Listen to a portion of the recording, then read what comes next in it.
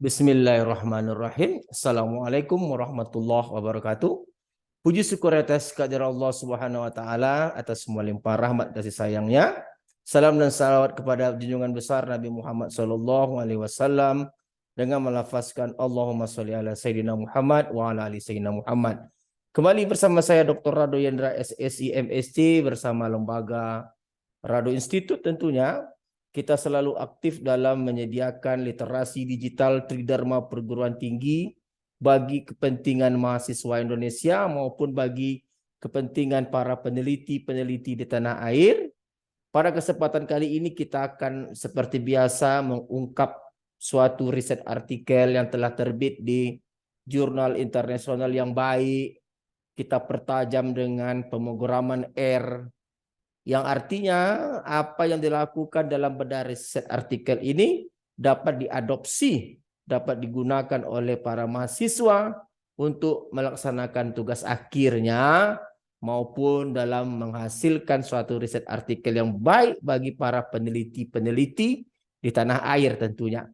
Oke, kita coba lihat apa yang akan kita bahas pada kesempatan kali ini mengenai penggunaan berbagai metode dalam mengestimasi parameter, di antaranya adalah teknik L-moment, Bayesian MCMC, dan maksimum likelihood. Seperti biasa, kita akan coba persembahkan bagi mahasiswa Indonesia. Oke, silakan disimak bersama-sama. Semoga bermanfaat untuk mahasiswa Indonesia. Bismillahirrahmanirrahim. Assalamualaikum warahmatullahi wabarakatuh. Puji syukur atas kehadirat Allah Subhanahu wa taala atas semua limpah rahmat dan kasih sayangnya bagi kita semua. Salam dan salawat kepada junjungan besar Nabi Muhammad sallallahu alaihi wasallam dengan melafazkan Allahumma sholli ala sayyidina Muhammad wa ala ali sayyidina Muhammad. Kembali bersama saya Dr. Rado Yendra SSI MSc bersama Rado Institute dalam program bedah riset artikel, di mana bedah riset artikel merupakan suatu program yang sangat diminati oleh mahasiswa tingkat akhir maupun oleh para peneliti-peneliti, karena pada program ini kita membedah riset artikel, tidak hanya membedah, tapi kita memberikan pemrograman dengan bahasa R yang dapat digunakan oleh para mahasiswa maupun peneliti lain dalam menyelesaikan hasil-hasil risetnya, tentu saja yang berhubungan dengan topik-topik yang kita bahas. Pada kesempatan kali ini kita akan membahas suatu metode lain dalam mengestimasi parameter, yaitu disebut dengan metode L-moment, dan kita akan coba bandingkan dengan dua metode lainnya, diantaranya maksimum likelihood dan Bayesian Markov Chain Monte Carlo. Jadi ini merupakan spesial yang kita berikan bagi pemirsa, bagi mahasiswa maupun bagi peneliti, sehingga dapat menggunakan program bedah riset artikel ini sebagai pendukung riset-riset Anda dapat dilakukan dengan baik. Oke, seperti biasa kita coba lihat riset artikel pendukung yang kita gunakan, di mana pada kesempatan kali ini kita akan coba lihat riset pendukung kita, share. Oke, kita share. Nah, ini dia. Jadi riset artikel yang kita gunakan pada kesempatan kali ini adalah riset artikel yang terbit di jurnal Matematika, terbitan dari Universitas Teknologi Malaysia, volume 37. Terbit di tahun 2021. Wah, masih baru. Dengan judul riset artikel Fluid Frequency Analysis Using L-Moment for Segamat Rivers. Jadi mereka menggunakan teknik L-Moment untuk memodelkan banjir. Fluid frekuensi banjir di Sungai Segamat. Teknik L-Moment dalam riset artikel ini sangat baik sekali, di mana menurut riset artikel ini, teknik L moment itu berdasarkan kepada 4 komponen estimator sampel tak bias seperti persamaan 2 sampai 5. Sedangkan XIN ini maksudnya data yang diurutkan dari kecil ke besar. Jadi ada X1N hingga XNN. Kita urutkan saja datanya dari kecil ke besar. Jadi kalau dia untuk mencari B0 seper N jumlah data. Kalau untuk mencari B1 seper N, tentu I-nya dimulai dari 2. Untuk XI-nya tentu dari 2. Nah, B2 begitu juga, I-nya dari 3. Dan B3, I-nya dari 4. Jadi kalau XIN pada B3 ini tentu dimulai dari data yang keempat. Karena X4, X5, dan seterusnya. Jadi tidak sukar untuk memahami teknis momen, kita hanya berdasarkan pada 4 komponen estimator sampel tak bias yang ditunjukkan oleh data dari persamaan 2 sampai 5. Jadi kalau ada 10 data frekuensi banjir, ada 16, 17, 21, 36, 43. Bilangan datanya itu dari kecil ke besar. Jadi kalau dikatakan X1.2N artinya data yang pertama. X2.N artinya data yang kedua. Dan seterusnya. Jadi ini bergerak tergantung kepada B yang kita cari. Kalau B1 berarti I-nya dari 2. B2 I-nya dari 3. B3 I-nya dari 4. Nah jadi ini adalah hal-hal yang menarik dari L moment. Tekniknya itu sederhana sekali. Lalu dari 4 estimator tak bias ini akan ditentukan L1. Oke, L1 itu B0, L2 2B1 kurang B0, L3 6B2 kurang 6B1 B0 dari persamaan 6 sampai 9. Lalu ada persamaan 10 sampai 12, T3, T4 dan T2, T3, T4. Untuk mencari T2, L2 dibagi L1 di mana L2-nya adalah 2 dikali B1 kurang B0. Sedangkan B1-nya tadi ini berdasarkan 4 estimator tadi. B1-nya ini seper N dan seterusnya. Nah, dalam riset artikel ini terdapat beberapa fungsi densitas ekstrim yang dia gunakan, diantaranya GeV, GLO, generasi logistik, dan seterusnya. Nah, di sini ada silap sedikit. Di sini bukan kumulatif, tapi di sini quantile function. Mungkin penulis agak ada mengalami kesilapan sedikit. Nah, yang menarik dari parameter-parameter GeV ini dengan menggunakan L moment seperti kappa 7,859 kali C tambah 2,9554 kali C kuadrat. Di mana C itu adalah 2/3 tambah T3 dikurang logaritma natural 2, logaritma natural 3. Nah, di sini hanya memerlukan T3 saja. Karena logaritma natural 2 bisa dicari di kalkulator, logaritma natural 3 bisa dicari di kalkulator, dan T3 menggunakan rumus persamaan yang 11. T3 itu adalah L3 dibagi L2, sedangkan L3 dapat dicari dari persamaan 8, L2 dari persamaan 7. Jadi kalau persamaan 7 itu untuk L2 2, B1 kurang B0. B1-nya berapa? B1 lihat pada persamaan ke-3. Jadi kalau diberikan datanya sebanyak 10 data, kita urutkan dari kecil ke besar. I-nya itu dimulai dari 2, 3, 4 sampai 10. Lalu I-nya ini ngikut saja. Kalau data yang kedua berapa, data yang ketiga berapa, dan seterusnya. Jadi semuanya itu bisa dilakukan pencarian penghitungan dengan manual. Oke. Setelah dapat C, tentu dapat kappa. Karena kappa hanya tergantung C. Setelah dapat kappa, tentu dapat alfa. Alfa itu gamma kappa, 1 kurang 2 pangkat kappa kali L2. L2 tadi udah dicari. Setelah dapat alfa, tentu dapat C. C L1, alfa per kappa kali alfa kali gamma alfa. Jadi dari riset artikel ini jelas sekali bagaimana teknis penghitungan manual. Nah, itu dia tadi. Jadi riset artikel yang sangat menarik yang terbit di jurnal terbitan Universiti Teknologi Malaysia dalam jurnal Matematika. Nah, pada kesempatan kali ini kita menggunakan R seperti biasa. Kita akan pertajam riset artikel yang kita bahas ini dengan menggunakan R. Coba kita buka R kita. Kita buka R, ini R kita. Nah, di R, L-Moment itu ada paket spesial untuk L-Moment disebut dengan L-MAM. Jadi, install sendiri, ambil package, lalu install package, lalu cari L-MAM.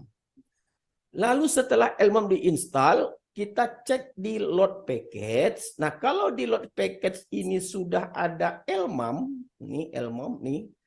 Sudah ada L-MAM, mana L-MAM? L-MAM, ini L-MAM. Kalau sudah ada L-MAM sukses kita install, artinya L-Moment tadi tinggal menggunakan saja. Nah, kita akan coba gunakan L-Moment, paket S-Moment untuk mendapatkan parameter distribusi GeV. Oke, kita coba. Kita ambil data maksimum temperatur yang telah kita bahas. Jadi kalau kita lihat data kita, data read CSV, run, jadi cari data temperatur. Data temperatur, mana dia? Data temperatur. Jadi kita ambil data temperatur, mana data temperatur kita, cari dulu. Data temperatur. Data temperatur ini exchange rate. Ini flow ke pula. Ini temperatur maksimum, kita open. Kita balik ke konsol, kita ambil, kita coba ketik data kita. Caps lock data. Nah, data kita memberikan data ekstrim temperatur untuk 12 stasiun selama 21 tahun. Tahun pertama maksimumnya 84,8 untuk stasiun 1. Di sini ada 12 stasiun, kita ambil saja satu stasiun untuk data kolom kedua. Jadi kita ambil program kita, data kita sebut data 1 dengan data kolom kedua. Yang kita ambil kolom kedua saja, data 1. Enter. Nah, inilah data 21 tahun temperatur ekstrim di stasiun 1 dari 12 stasiun yang kita gunakan. Setelah data kita peroleh, baru kita jalankan. Nah, jangan lupa data 1 untuk kita gunakan dalam program L-Moment, Dmax untuk program maksimum likelihood, Z untuk Bayesian Markov chain, DTT kita gunakan DTT untuk L-Moment. Oke, kita gunakan DTT, bukan D1 tapi DTT untuk L-Moment. Kita jalankan semuanya, Dmax, kita run, kita kembali ke konsol. Jadi Dmax ini untuk maksimum likelihood sama datanya, Z untuk Bayesian MC sama datanya, DTT untuk L-Moment. Jadi datanya sama. Nah, lalu kita gunakan teknik L-Moment. Jadi kita library dulu. Karena sudah kita install, kita library. Library ini artinya kita panggil L-Moment yang telah kita install tadi. Oke, sukses. Library L-Mom. Lalu teknik untuk memanggilnya menggunakan bahasa SUMLMU DTT. DTT tadi adalah data untuk penggunaan L-Moment. Kita run L-Mom. Lalu memanggil parameter dengan menggunakan teknik L-Moment untuk GeV distribution namanya PELGEF. PELGEF adalah untuk memanggil parameter. Kita run. Oke, kita run saja. Lalu kita lihat ke konsol. Nah, ini dia. Coba kita ketik par. Nah, par menghasilkan 3 parameter GeV, yaitu C, alpha, dan kappa. Jadi kita begitu mudahnya dengan menggunakan L-moment. Nah, tadi kita lihat mudah tadi penghitungan manual. Oke. Dengan menggunakan software paket Elmam juga oke. Nah, setelah paket Elmam kita peroleh, kita akan bandingkan dengan teknik yang lainnya, yaitu maksimum likelihood. Nah, seperti biasa, ini udah berkali-kali kita bahas teknik likelihood. Ini dia. Kita run teknik likelihood kita dengan nilai awalnya rata-rata Dmax, standar deviasi maksimum, dan 0,1. Ini untuk kappa, ini untuk alfa, dan ini untuk C. Kita runkan saja dengan menggunakan teknik maksimum likelihood. Oke, kita run konsol. Nah, ini jalan semua. Jadi, parameter kita theta untuk, oh kita lupa. Jadi, L moment kita kasih nama theta 2. Untuk L moment, tadi kita belum paham. Kita panggil tuh L moment, mu 2. Oke, kita run. Jadi, kalau ada angka 2, itu untuk L moment. Jadi, kalau kita mau bandingkan, MU untuk maksimum likelihood, MU. MU itu alfa. Kalau untuk L moment, MU2. Tidak jauh berbeda. Lalu kita lihat kapanya. Kappa eta. Eta untuk maksimum likelihood. Eta 2 untuk L moment. Ada perbedaan sedikit. Perbedaannya tandanya. Bukan sedikit, banyak bedanya. Oke. Lalu untuk C di maksimum likelihood namanya theta. Oke. Ini namanya theta. Kalau di L moment namanya theta 2. Theta. Bentar, kalau di L moment namanya theta 2. Nah, jadi tidak terlalu banyak perbandingan, perbedaan parameter. Dan yang terakhir, metode yang terakhir adalah metode yang telah kita bahas menggunakan Bayesian MCMC atau Markov Chain Monte Carlo. Ingat, dalam Bayesian kita beri program likelihood dulu, setelah likelihood baru kita jalankan program Bayesian MCMC. Di mana isunya adalah untuk mengupgrade posterior dengan menggunakan rumus likelihood dikali prior. Likelihood yang sudah kita jalankan, priornya kita asumsikan dia tidak memiliki distribusi, sehingga kita boleh menggunakan priornya, artinya parameter-parameter yang akan kita cari terdistribusi secara normal. Oke, jadi kita bahas sebelumnya. Silakan masuk ke Rado Institute untuk berbicara lagi mengenai Bayesian MCMC karena udah kita bahas sebelumnya.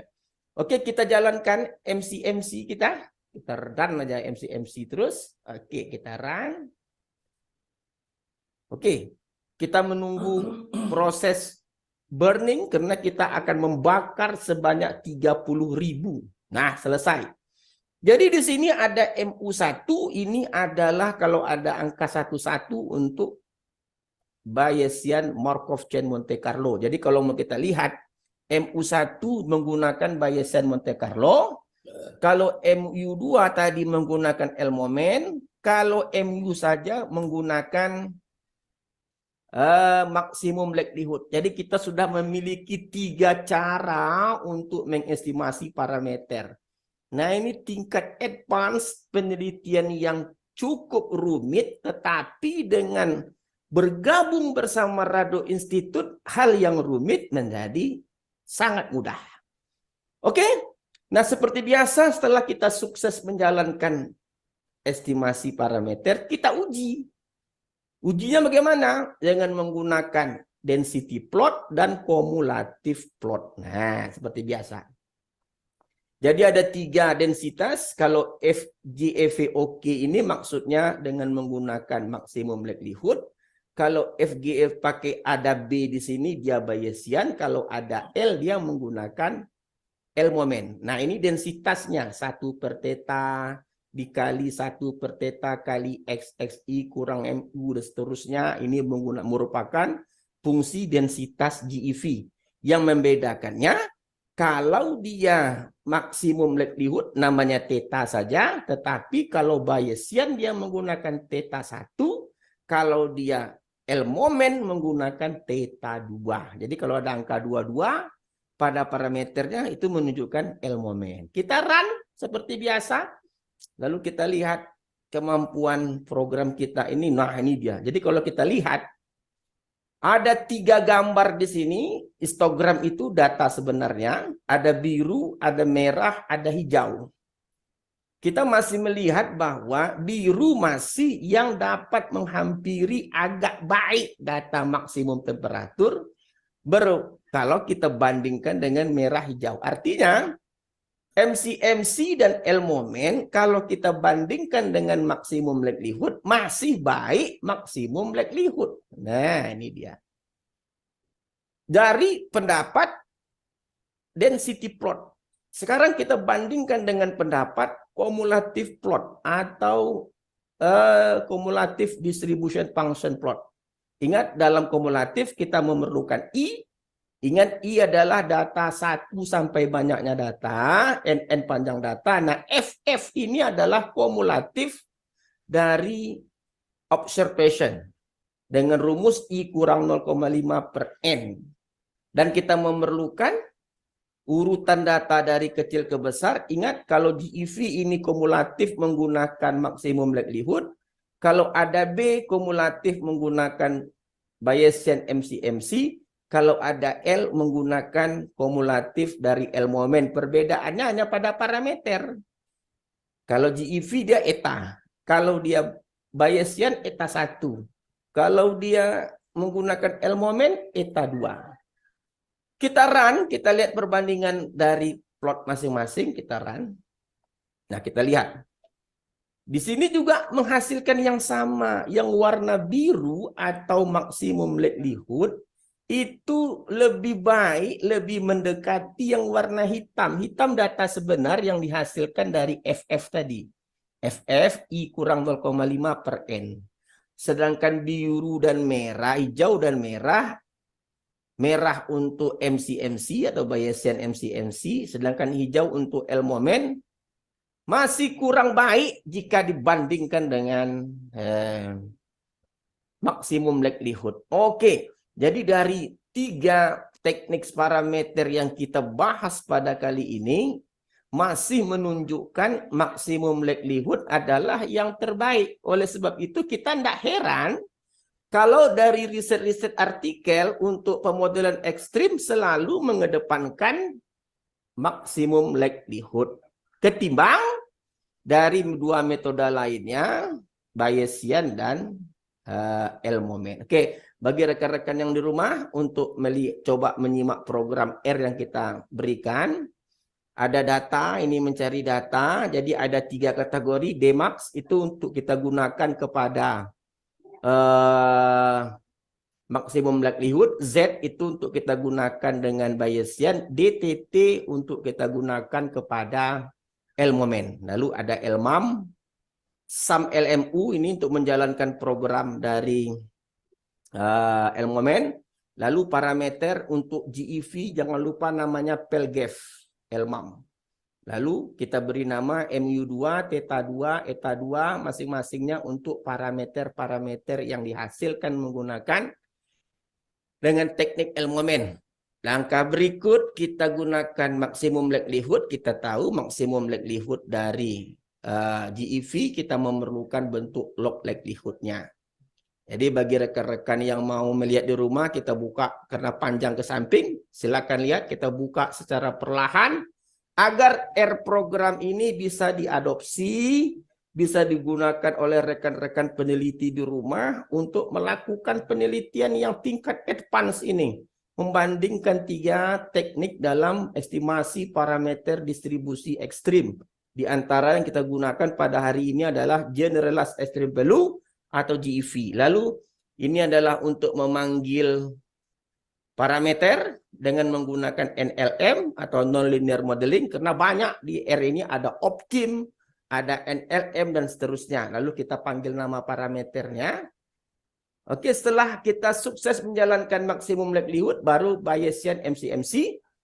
Dengan langkah pertama, hasilkan dulu program likelihood-nya. Ini program likelihood. Sudah kita bahas sebelum-sebelumnya di Rado Institute. masuk lagi ke dalam Rado Institute, Anda akan jumpai begitu banyak nuansa-nuansa literasi digital yang sangat luar biasa yang dapat mendukung hasil riset Anda dapat terjalan dengan baik. Setelah program Likelihood, tentu program yang berikutnya adalah program MCMC. Kita akan melakukan pembakaran atau burning sebanyak 30.000 dengan parameter awalnya 100 untuk alpha, C10, kappa minus 0,1. Ada omega, nu, dan seterusnya, itu sudah kita bahas sebelumnya. Dan ini adalah rumus FF1 adalah posterior tergantung kepada likelihood dikali dengan prior atau prior. Terus kita jalankan, lalu kita dapatkan parameter-parameternya menggunakan angka 1. Itu menunjukkan dihasilkan oleh Bayesian Markov-Chain Monte Carlo. Lalu kita coba buktikan secara densitas plot dengan menggambarkan histogram dengan fungsi densitas yang dihasilkan. Tentu karena programnya panjang, kita buka secara ke samping karena programnya panjang. Silakan bagi mahasiswa atau rekan peneliti yang mau mengadopsi R kita untuk agar memudahkan penelitian dilakukan. Oke, ini adalah FGEVOK, maksudnya densitas dari maksimum likelihood. Kalau pakai B itu Bayesian MCMC, kalau pakai L itu L moment. Bedanya pada parameter. Kalau theta, dia itu maksudnya yang dihasilkan oleh maksimum likelihood. Kalau ada angka 1 dihasilkan oleh Bayesian MCMC. Kalau ada angka 2 dihasilkan oleh L moment. Lalu kita gambarkan grafiknya, histogram, lines, XXI, dan FGOK. Ini maksudnya adalah untuk maksimum likelihood. Lalu ini grafik untuk Bayesian dan ini grafik untuk L moment. Oke. Lalu setelah sukses, kita buka program kita ke samping karena panjang ke samping. Oke, silakan diadopsi bagi rekan-rekan di rumah, lalu kita histogramkan. Lalu langkah berikut adalah kita menggunakan kumulatif plot atau CDF. Kita memerlukan nilai I adalah bilangan 1 sampai banyak data, 1, 2, 3 sampai 21 karena data kita adalah 21. NN panjang data 21. Nah, ini FF yang dihasilkan oleh data, kumulatif data, I kurang 0,5 dibagi dengan N. Lalu kita gunakan kumulatif yang dihasilkan oleh maksimum likelihood, ini kumulatif yang dihasilkan Bayesian, ini kumulatif yang dihasilkan oleh L moment dengan bedanya terletak pada angka 1 dan 2. Kalau tidak pakai angka, berarti dia eta ini berasal dari maksimum likelihood. Kalau ada angka 1, eta 1 berarti dari Bayesian MCMC. Kalau ada angka 2 berarti dia dari L moment. Lalu kita gambarkan plotnya dan kita dapat menghasilkan hasil yang baik sekali. Oke, pada kesempatan kali ini kita sudah sukses membandingkan 3 metode.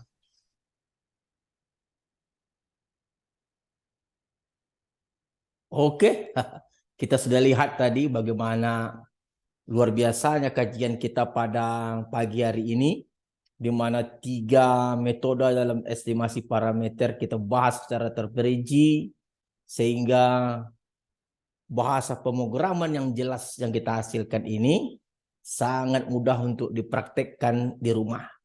Oke, tunggu saya Rado Yendra bersama program-program berikutnya. Assalamualaikum warahmatullahi wabarakatuh.